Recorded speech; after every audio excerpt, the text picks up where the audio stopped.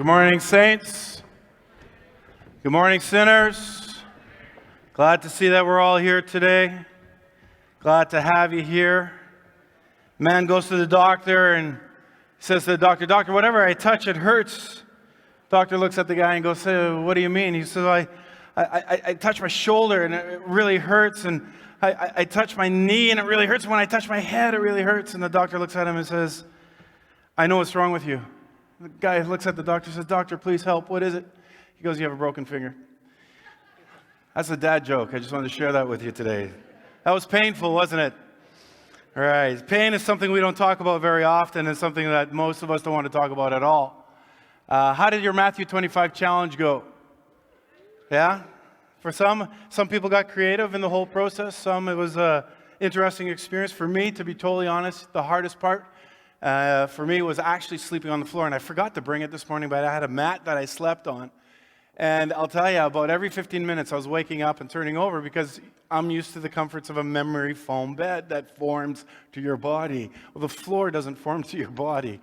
And I have to admit, that was probably the toughest time for me, was that sleeping on the floor. Why? Because it caused me pain. I had a meeting the next morning. And I told the person I was meeting with, "I need you to come to my house," because I just couldn't operate. I couldn't work. And it was just what it is. But today I want to actually speak to you on hearing God's voice through pain.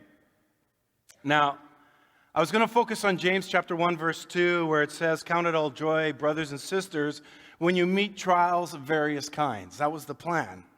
I was going to share with you, I had these wonderful points all laid out that, God, through pain, God speaks to our source of joy. Through pain, God speaks to us in our need for one another, right? We come alongside each other. Through pain, God speaks to our hearts for what we know in our heads. And through pain, God speaks to the need of our faith to grow. And finally, through pain, God speaks about his faithfulness. And I thought it was a great sermon. And then I thought, no, not for today. Instead, I want to talk to you about pain and choice. Now, pain is not a fun subject to talk about at all, but it's something that we all walk through. Most of us in this room have all walked through pain. All of us have touched some sort of pain in one way or another because it's just simply inevitable in our life. And there are a number of questions that we ask when it comes to the topic of pain, especially if you're feeling it personally. The number one question we ask is why? Why me? Or we look around and why other people? And there's the response then that we have to pain as well. How do we choose to respond to the pain that we face in our lives? How do we respond to the pain that we see in other people? Do you realize that how we respond is the single most important task in front of us, especially if we want to follow Jesus? How we respond is the single most important task. Now, when you think about it, you and I were hardwired to avoid pain at all costs. We try to avoid pain, and we try to avoid being near the pain of other people, don't we? We actually have the ability to see pain headed our way most of the time. And it's actually a safeguard for us as human beings. Now, for me, I grew up pretty much pain-free. Yeah, that's me. Go figure that. I grew up here in Winnipeg, south end of town. We lived in Fort Richmond. I went to St. Avila Elementary School. I went to Acadia Junior High. I went to FRC. And I grew up in a bubble. And it was interesting that I had a very strong church family. Our life was the church. Life as a kid for me was actually quite easy. I had no cares. I had no issues. My first experience of pain took place on the school ground. Believe it or not, I still remember it. Maybe you've been there yourself. There's 2 captains. You see where I'm going? There's about 10 other kids, right? And you're wanting to be picked. Why? To play soccer, whatever sport it was popular at the time. And there I was, and I remember, I can't remember if I was audibly screaming, but inside screaming, "Pick me, pick me, pick me." That's what I was screaming. And I was always the last kid chosen. Now, I don't know if any of you ever had that experience, but in my mind, I may have not have been the best player, but I was better than others. I know I was better than others. But no, for some reason, I was always chosen last. And even with my brothers and my cousins, when we played football or ball hockey around, Christmas, Thanksgiving, as we gathered together as a family, I was the youngest. I was the skinniest. I was the most physically uncoordinated, proudly so. But I still thought I was within the top 3 of the pick because I had the biggest heart. But I guess not. I always got relegated to the last choice. Maybe I need therapy, I'm not quite sure. But I was always relegated to the last choice. And usually if it was hockey, I was always the goalie, right? So the big kids could take slap shots, right, at the goalie. More pain. That's basically how I grew up. Now, my dad was the pastor of a North End church that was called Living Word Temple at the time. Sound familiar? And this was a little Ukrainian church in the heart of the inner city. And over the years, that neighborhood in which Living Word Temple was located, it started to transition and it became much more poor. That was my first experience growing up as to what poverty was. Like I said, I was very sheltered. I remember going door to door. We used to invite people to church, or we'd go door to door. We'd drop off hampers at Christmas time or at Thanksgiving. And it was during those times of going door to door, going into people's houses, that I was actually exposed to poverty. And yeah, I was exposed to poverty and the effects of it as the results of addiction that I've never seen before in my life. But I always remembered how my parents reinforced to me how we needed to be thankful for where we lived, and that we always needed to share what we had with those in need. And actually, my dad modeled that in an amazing way. As I grew older, obviously I became more exposed to the pain of others, but it was primarily through the church. And I have to be really honest, things didn't really register. I lived in this bubble, as I said to you, and I saw what happened to families that were going through divorce or that experienced sudden death.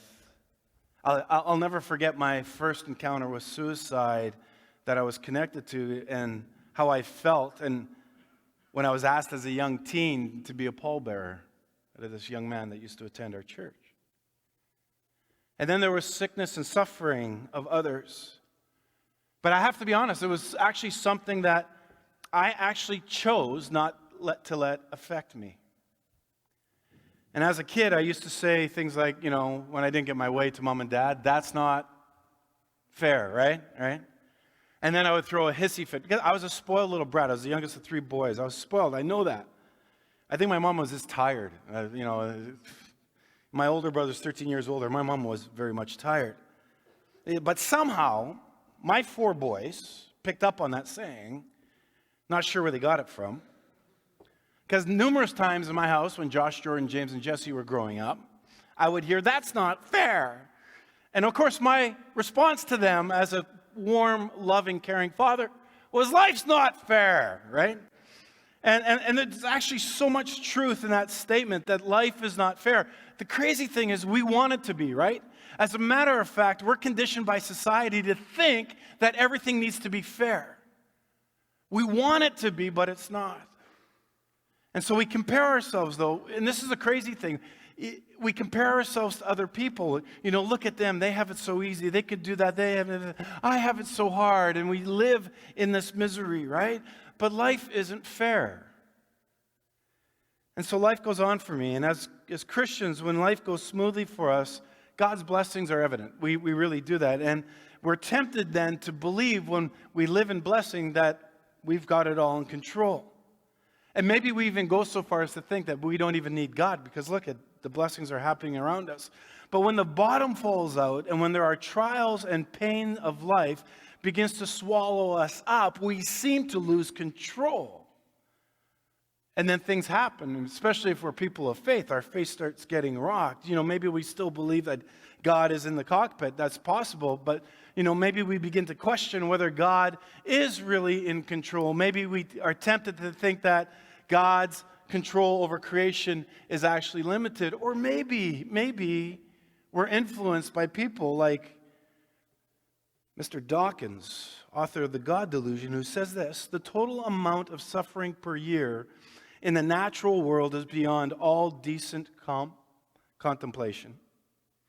In a universe of blind physical forces and genetic replication, some people are going to get hurt, other people are going to get lucky, and you won't find any rhyme or reason in it, nor any justice. The universe that we observe has precisely the properties we should expect if there is, at bottom, no design, no purpose, no evil, no good, nothing but pitiless indifference.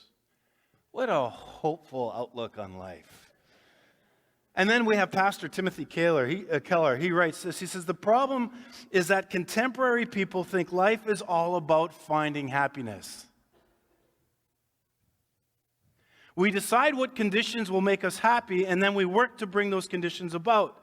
To live for happiness means that you're trying to get something out of life. But when suffering comes along, it takes the conditions for happiness away. And so suffering destroys all your reason to keep living. But to live for meaning means not that you try to get something out of life, but rather that life expects something from us. In other words, you have meaning only when there is something in life more important than your own personal freedom and happiness. Something which you are glad to sacrifice your happiness. There is something in life more important than your own personal freedom and happiness. Now, I've realized over time that life is not easy when we've suffered a serious blow. As a matter of fact, you really don't know who's carrying pain around you unless you are personally connected to that individual in one way or another. For example, some of you, you're going to go out today. Maybe you're going to be like me, you're going to go to Costco. Favorite Sunday morning place to go all the time. It's better than the vortex of hell, otherwise known as IKEA. But Costco itself is, people lose their mind as soon as they get into the parking lots, right? And then from there, it's good luck from there. But you never know who's carrying pain unless you're actually connected to somebody. And, you could be going through the aisles of any grocery store and have no idea the person next to you in the same aisle and what they're going through. You have no clue. There are no easy answers out there to the questions that we find ourselves asking when you and I go through serious crisis, especially when it comes to us of being people of faith. In my own walk, I was at my father's bedside when he passed away in October. Then it was just 7 months later, we buried our fifth son, Josiah. It was a whirlwind. See, it still brings up emotion. And I think just like anybody else, we all wrestle with the questions of why me? Why now? What in the world is God doing? And then I was reminded of a little verse, Psalm 34:18. It says that the Lord is close to the brokenhearted and saves those who are crushed in spirit. Think about that for a moment. When I'm brokenhearted, God is close to me. And even though I may not feel like it, or when it feels like He's a million miles away, He's actually still there with me. When my spirit's been crushed, do you see what the psalm says? It says, He will rescue me.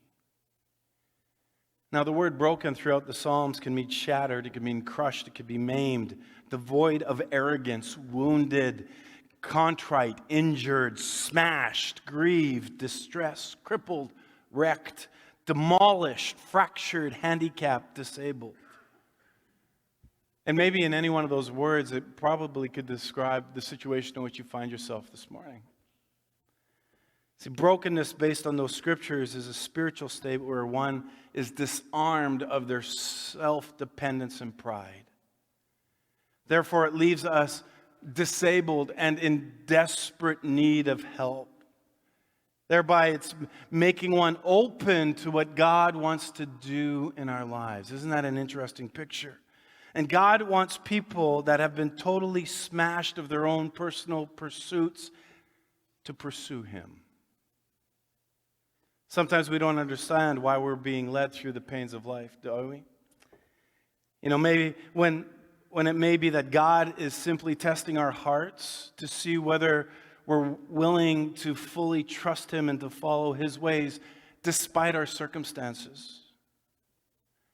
There's more pain and heartache in this world than I can ever imagine possible. As a pastor, I struggle with things like injustice. I struggle with things like war. I struggle when natural disasters move in and kill people, whether it's a hurricane, a tsunami, earthquakes. I struggle when somebody takes their life. I struggle when I hear about drunk drivers getting into accidents that kill people and they walk away unscathed. I struggle when little babies die for no reason.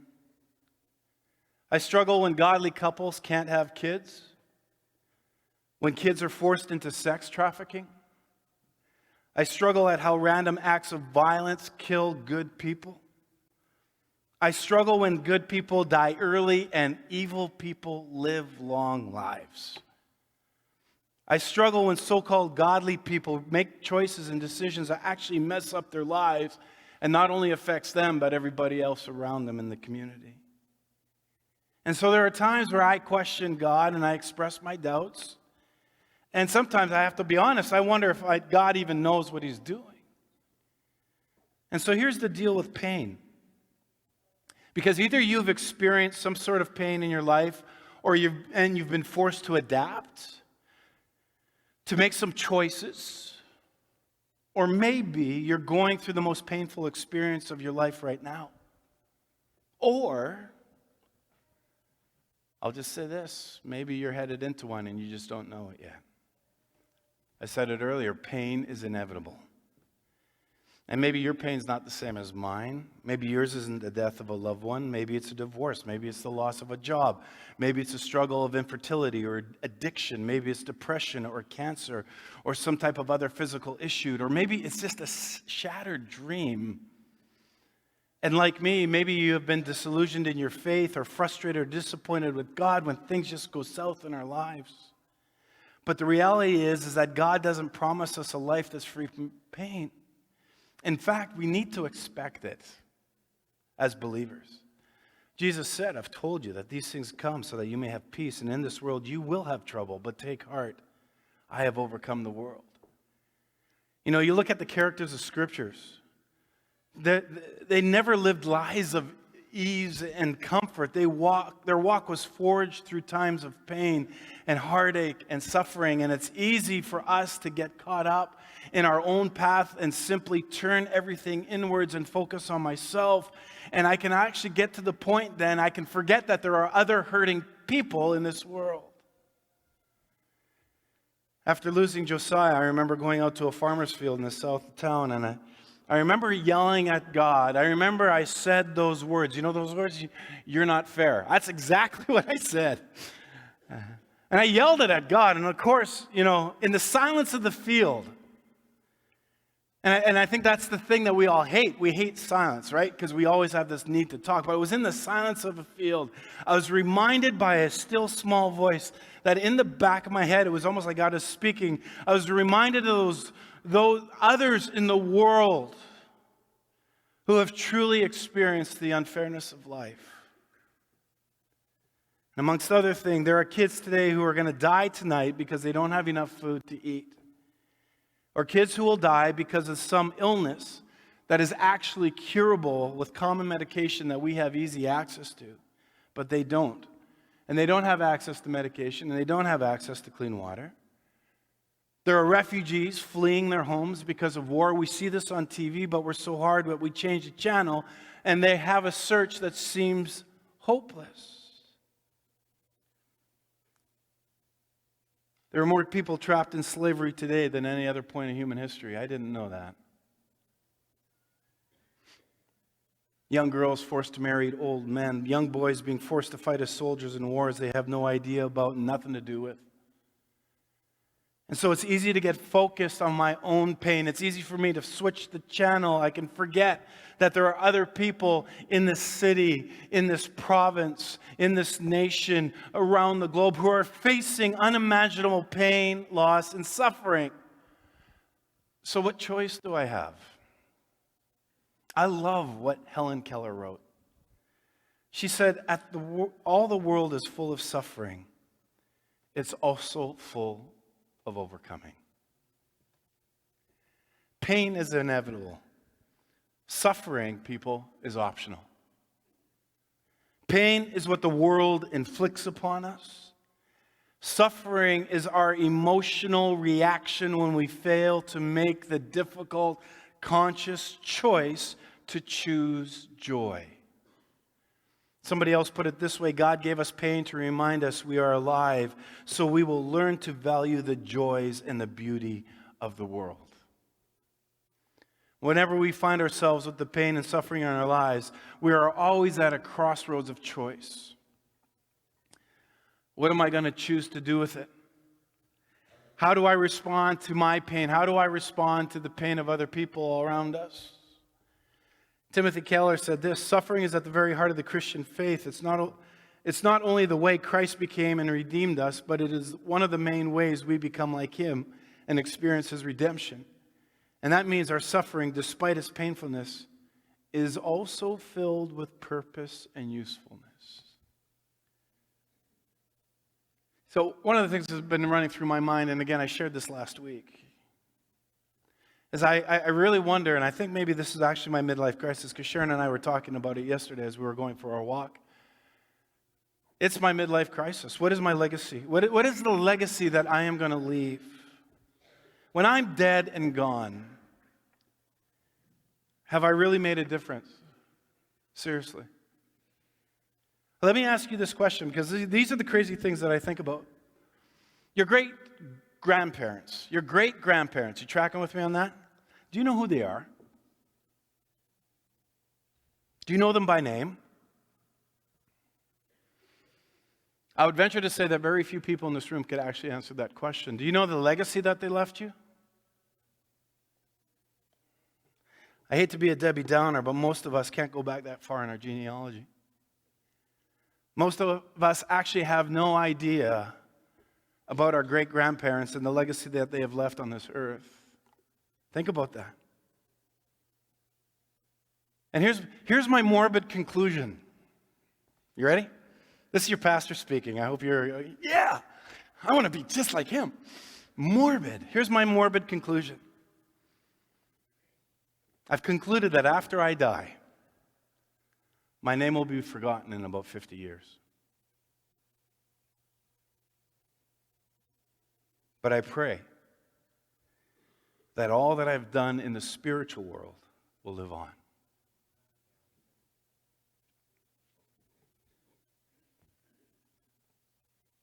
I want to make a difference in this life. And for me, it's not about building a building and putting my name on the outside of it. Because in 50 years' time, somebody's going to come by with a big steel ball and knock it over. And what does it matter? Right? But what's my spiritual legacy? What's my spiritual legacy? I've had so many opportunities in this world.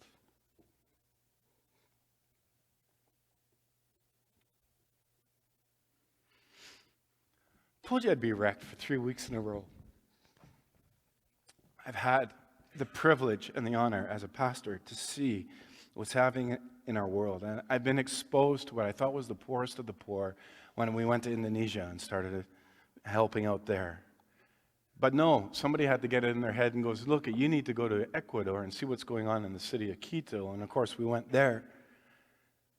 And then never mind our own inner city and what we're seeing just in our own backyard. And I've always found myself in this situation, and usually my wife is always, Sharon's always with me, and first thing that comes out of her mouth is, we need to do something. And so I sit back at 55 years of age and I say, what is my spiritual legacy that I want to leave? Is it that we remember the poor and do what we can to relieve their suffering? Because when you think about it, there's often very, very little that we can do about our own pain. Tracking with me? But there's always something that we can do to relieve the pain of others. Mother Teresa said this beautifully.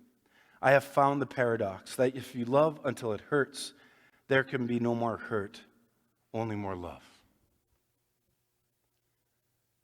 See, I'm not denying the fact that we have our own pain, we all have our own issues. And I'm not denying the fact that we need to try to heal and we need to seek help, whether it's counseling or therapy or whatever. And especially we need to ask God to come and to heal our hearts, without question. But sometimes there's not much we can really do about what it is. It's where we are in life, because life is not fair. But there's always something that we can do to relieve the pain of others at the same time. Because that's the choice that we have. We can sit and hurt, or we can strive and make a difference. So here's the deal. If you want to be close to God, you need to go where God is. Scriptures tell us that He's close to the brokenhearted, which means then we need to be close to the brokenhearted. What you see is a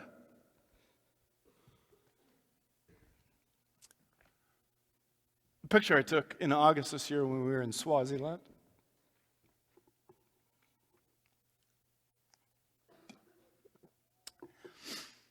And at this little place here, local moms would pool their resources, come together, and they would feed kids one meal a day, every day. And that was the kids' one meal. The hill that you see in the background is not a hill, it's actually a dump. It's where people scourge for food. And to the left of your picture, and you can't really see it, is a shanty town. And in that shanty town, people have a history.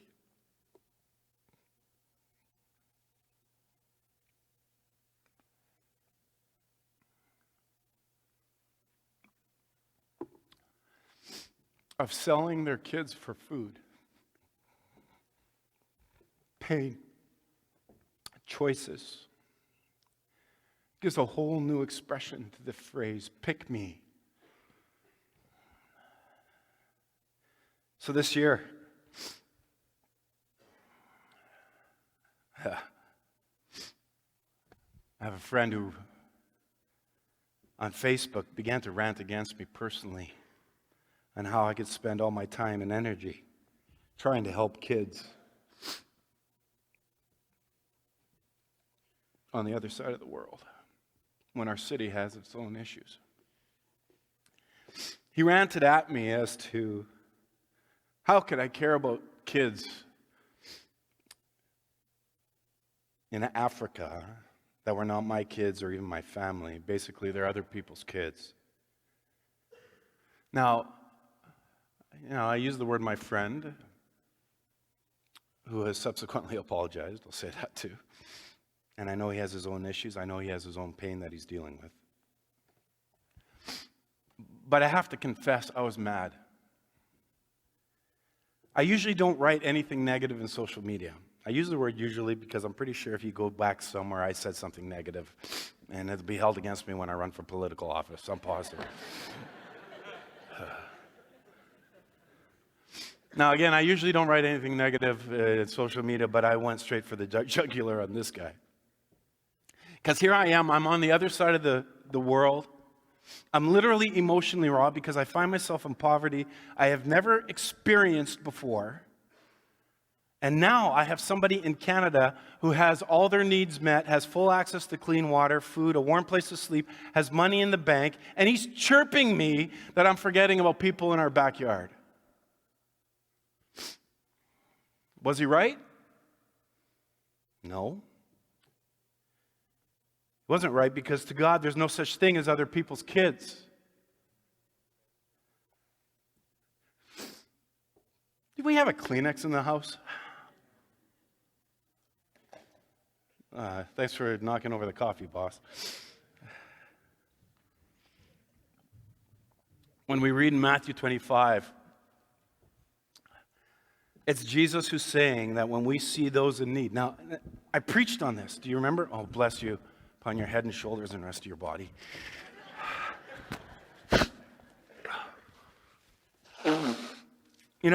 Again, you go back in the life lessons, and you saw me preach this. That when we see those in need, who does Jesus call them? The least of these, they're his brothers and sisters. Our family. And it doesn't matter the color of skin, we're brothers and sisters.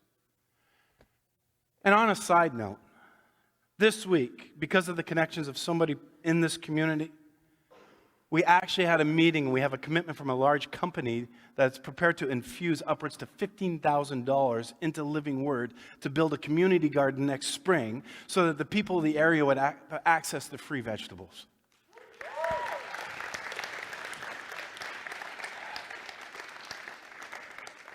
You know, God is calling us to see that there is no such thing as other people's kids. We're called to love others. We're called to love strangers as if they're our family. We have an obligation to make a difference outside of our comfort zones to impact the needy that God brings to our attention. So have you ever longed to make a difference? And I don't care if you're in junior high, senior high, or if you're in retirement mode. Have you ever longed to make a difference? Are you like me and you're wondering, what's your legacy going to be? When you're dead, where are you going to be in 50 years? Or have you done something that's going to live on in the spiritual realm?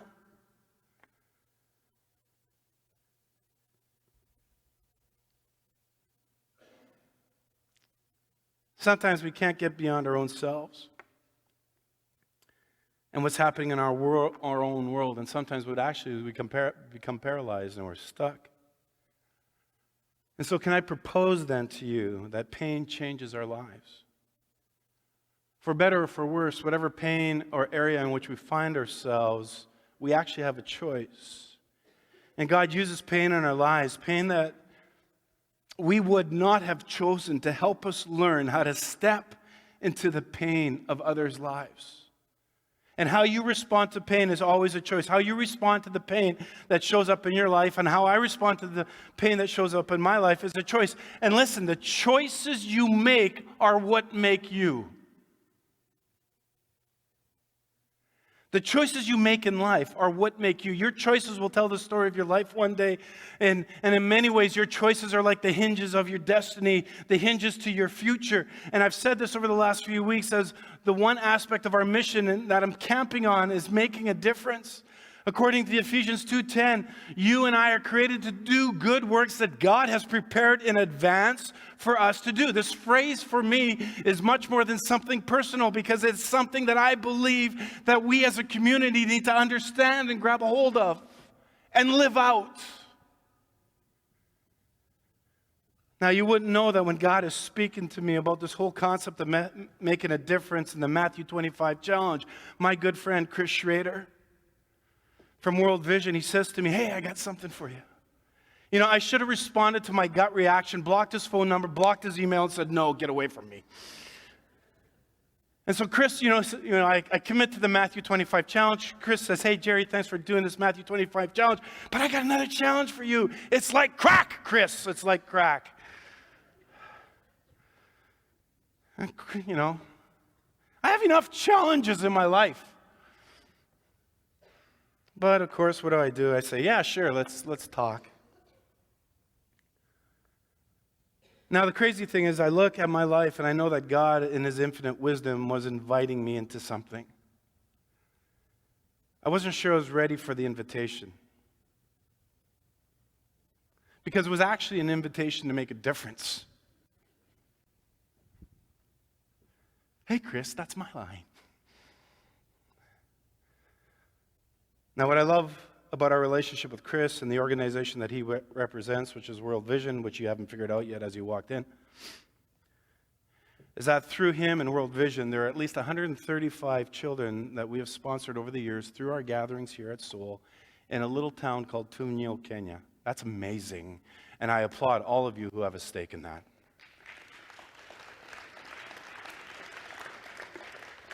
You know, I love the fact that our church cares. I love the fact that our church cares enough to invest in family.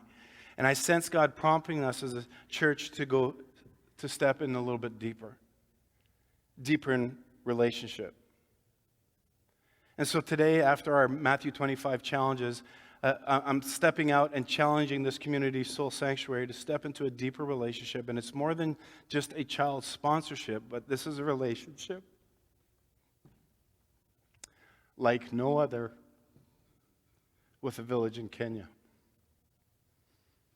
And so, I need you to put your thinking caps on, And I need you to seriously ask yourself, are you willing to consider to expand your definition of family to include someone on the other side of the world? Someone who has their own issues, someone who has their own pain. Because maybe right now they're hungry and they need food. Maybe they're thirsty and they need something to drink. Maybe they're naked and they need clothes. Maybe they're sick and they need a doctor. So today I have a huge challenge for you, Soul Sanctuary, to step into. And if you're our guest here today, I have a challenge for you as well. As a matter of fact, you don't need to be a part of this church community to participate in this challenge. In fact, something that is, what I'm about to do has never happened in Canada before. Now hear carefully. I want you to prepare your heart. I want you to prepare your spirit. And I'm going to be very transparent because I want you to say yes, because I believe that how we respond to the pain in this world and the pain of others is one of the best ways that we can actually show our love for Jesus. And when we do, it begins to change everything. And God uniquely uses everything in our life. Just because we're in a fallen world doesn't mean that God is still not in control of this faulty world system. And so right now in Kenya, there's this town called Taveta. It has approximately 156 kids who are waiting to be sponsored. So I'm wanting to invite every person here, and even those choosing to watch via live stream, to prayerfully consider that you would sponsor a child today. You may already sponsor. Fabulous. Will you add a second? Maybe you've never stepped out and done this before. Maybe today's the day. Maybe for some of you, you want to add more for every kid in your family. Maybe you're sitting there going, well, Jerry, that doesn't sound like anything revolutionary or anything new. Let me say this. The most beautiful relationships are mutual relationships. Something changes when it's somebody you know, right? When somebody that you don't know is going through suffering, there's no connection. But when there's somebody that you do know is going through something, there is a connection. And it's true about everything. Things change when you know somebody, and it's somebody you know. When something becomes personal, we then become passionate. Why? Because it personally touches our heart. And that's when you begin to feel the passion. Now, at Soul, we like to experiment. We like to do things a little differently. And so instead of you walking out into the atrium today and seeing a little picture with a child on it, and then you're going to choose the child you want to sponsor, I said we're going to do something that's never been done in Canada before. And today you're going to be a part of something new, something that is actually a movement of God. Because we want to acknowledge that every choice that we make can be a celebration of the world that we want to see. We believe that these kids are powerful and that they have voices as a church. We want to be able to put that power into their hands. We want to be able to put that choice into their hands. So instead of you today walking out and seeing a bunch of kids and you choosing the child, we're actually going to put the choice in the child's hand. And my challenge to you is that you would walk out today, you would go into the atrium, and you'll see where they have all these things, and then you get your picture taken. Then later today, I'm going to get on a plane, I'm going to fly to Taveta, and I'm going to show them your pictures. And those kids will get to choose you. They'll get to choose you.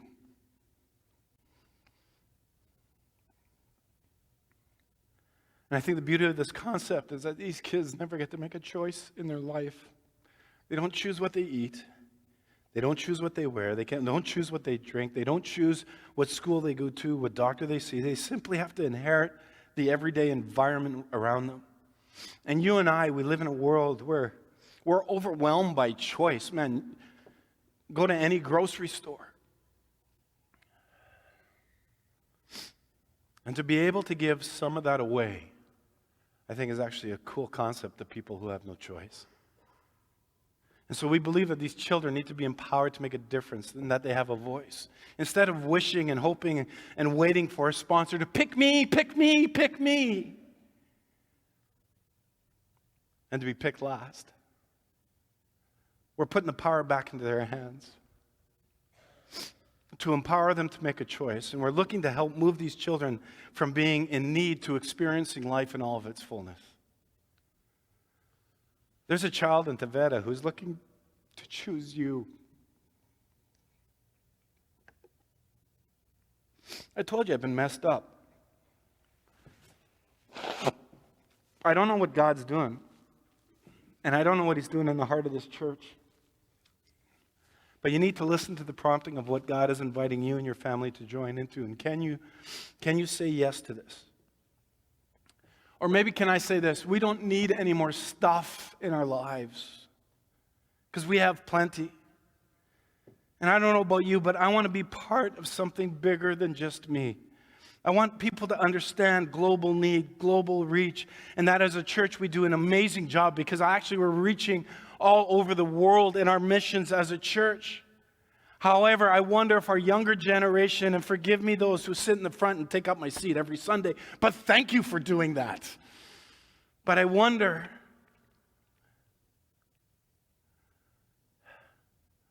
are your hearts connected to what's going on globally? And honestly, this is one way and one opportunity to be reminded of the intrinsic value that God gives to every human being that's created in his image. Everyone is created in his image. And what a joy God can use you and me to do to transform his world. Billy Graham said this, out of pain and problems have come the sweetest songs and the most gripping stories. It is the songs and the stories that live on. And so my question is, will you consider to be a part of this morning? I'm not asking you to be generous. Actually, today, Soul Sanctuary, I'm asking you to be sacrificial. This is about joy. This is not guilt involved. This is a privilege that we get to do. And everybody has the capacity beyond their giving. In a few moments, or even right now, just begin to pray about it. Think about God's call in our lives regarding Matthew 25. I think it would be really cool to watch God reach this village through our church. It would be really cool to watch and to get to see what God has done. And when we step into the lives of these individuals, then everything begins to change. And this is the call for the church to be the church. So Soul Sanctuary, today we make history together. And while you don't do something for everyone in extreme poverty, you can do something for someone. One. And so I ask, is your heart stirred into a relationship with a child? Because this is a whole different twist on sponsorship. It's much more personal. And you'll see the evidence of that next week. So I'll be honest, I'm going to invite another child into my family. How about you? If you're feeling called to be chosen today, right after the gathering, I want you to go into the atrium to line up to take the most epic picture of your life. If you have kids, pick them up first. Make your way to the photo booth. They need to be a part of this. We've set up the photo booths in the atrium where you can take your photo. You can sign up with a volunteer. All the sign up is digital. It's simple. Only takes a few minutes to be complete, and you're out of there. All you have to do is visit a volunteer with an iPad. The far wall is, if you're going to pay for a credit card, that's going to go really quick. If you want to pay by check and have direct deposit, withdrawal, then it's closer to the stairs. That's going to take a little bit longer. So it's up to you. But tonight, this is what's going to happen. It's crazy. Chris and I are going to fly out on Thursday. So my wife actually calculated, I think we actually spend more time flying than we actually do on the ground. But on Thursday, we're going to host a party in this town. And the kids are going to come to the room and they're going to see the pictures of you people from Soul. And they're going to be able to choose to step into a relationship with one of you. Then next Sunday, are you tracking with me? During the gathering, because we'll be back. So next Sunday, during the gathering, right here, you'll get a picture of your newly sponsored child holding your picture, along with a letter explaining why they chose you. How awesome is that? So just think, it's going to be a reveal party. We're going to have pink balloons and blue balloons. Jordan, you get the interns. They can blow up balloons, right? It's going to be a reveal party. That's what it's going to be. I don't know. Maybe we'll have crackers popping off. I don't know. But we'll do a reveal party. Is it a boy? Is it a girl? That's what you're going to be thinking. That God is adding to your family. So I said this is the first in Canada. They just did it in the States. Watch this video.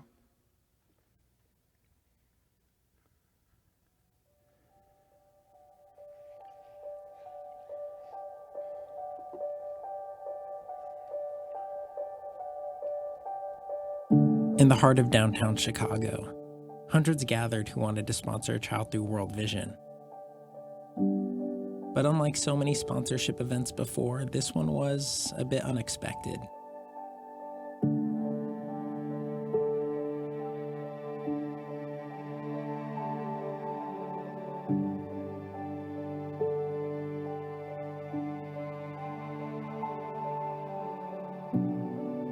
Instead of having people choose a kid from a set of photos, like sponsorship's been done for decades, we did something that we've never done before.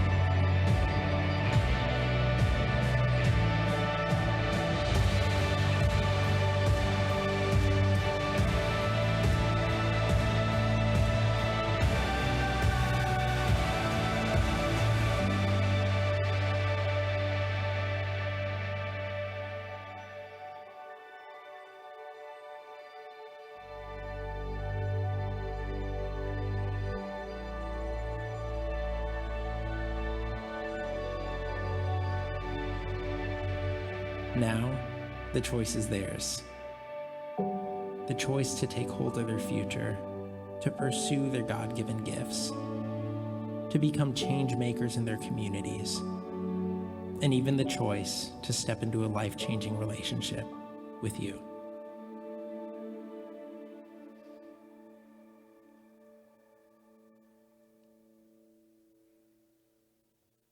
So if you want to be chosen today, I encourage you to meet us in the lobby. You can actually sign up on your cell if you want at worldvision.ca.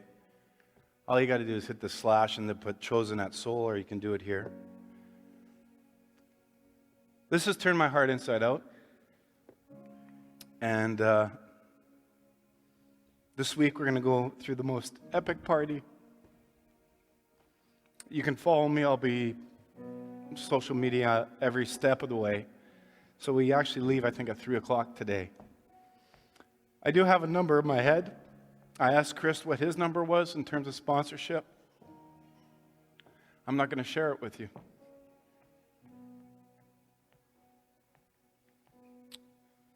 I leave it with you. Why don't you stand with me, please?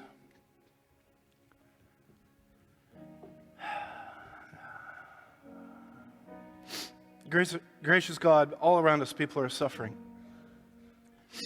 And when I turn away from my own problems, I feel sorrow for the problems of others. And through the news, the media, my conversations, I'm daily confronted with the pain and suffering of so many innocent people in my own life, but also in the world. And suffering seems to eagerly eat at the edges of life until people are worn down with sadness and despair, and it's reflective of the culture we live in here in the West. And even though I don't understand the reasons for suffering, God, I believe that you are a God of love. I believe that you are a God of compassion. And I pray that you will be with all those here today that are in pain, those here today who suffer silently, alone, who feel abandoned, who feel left aside on the road. And I pray right now for those here to wrap your arms of grace around them until that they know that they are safely held in your embrace. But I also pray that you will fill our hearts with the same compassion that you have for us. And that you would give us eyes to see how we can lovingly be a part of the healing of others in our world. And so, God, I ask this for the sake of your great name. Amen. Here's my challenge to the younger people. If you have a part-time job, you can afford to sponsor a kid. Just saying. You're a single adult. You have a job. You can afford to sponsor a kid. Maybe even two. Families, you can afford to sponsor a kid. Maybe three. You don't know my situation. I know that we have plenty. And it means sacrifice. I'm not asking you to be generous. I'm asking you to be sacrificial. And I'm just shooting straight. I'm excited. I'm excited for what we can do. I'm excited about this twist with World Vision. And I would have never brought them in here because if I didn't believe in what they do. And I'm excited about our congregation because I know we, as a community, we commit. So that's my challenge to you. That's my challenge to you. For the amount that it is, for some of you, it's a brunch on Sunday is the cost. For others, it just means giving up a few venti lattes, which are getting extraordinarily expensive anyway, are they not? And stop ingesting the Tim Hortons chemicals. That's another thing that you can, take out of your system. Amen, brother. Amen. In ancient time, the one who blessed extended his hands for a blessing. Those receiving a blessing did likewise. Here it is, Soul Sanctuary. May God use your situation to direct you. May God use your situation to inspect you. May God use your situation to correct you. May God use your situation to protect you. May He use your situation to perfect you. Be blessed now and listen oh so carefully. Go and live the church. And we'll see you at our reveal party next week.